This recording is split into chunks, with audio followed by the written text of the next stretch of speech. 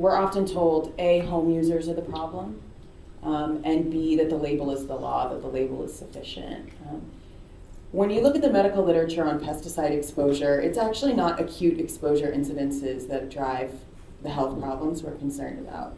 Those would be the exposure incidences that Mr. Oshiro was speaking about, where you would call and you would report it to the Department of Ag pesticide branch or the Department of Health. We have a bifurcated regulatory regime when it comes to reporting.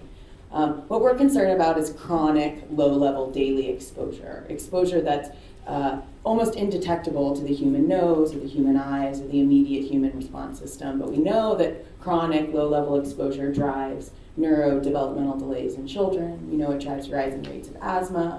We know it drives cancer. And so the question then becomes, well, how do we determine whether or not we're chronically exposed to pesticides? Well, the only way to do that is through disclosure, A, letting us know what pesticides are applied in our environment, and B, monitoring, neither of which our state does regularly.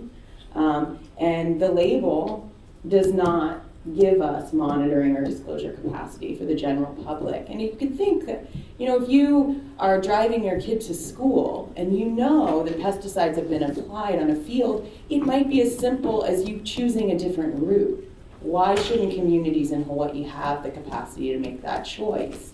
And it really is a robust disclosure and notification program that I think will help raise the level of the conversation about this. We're not speculating wildly about what could happen. We know exactly what is applied. We know when. We can look to the medical literature on what happens if we're chronically exposed. And then we can start making more responsible decisions as a state. As long as the industry remains under the cloak of darkness and the state's not verifying the information they provide, I think it does raise high levels of insecurity and distrust between the public and the industry and the regulators who are supposed to be protecting our health and not corporate profit.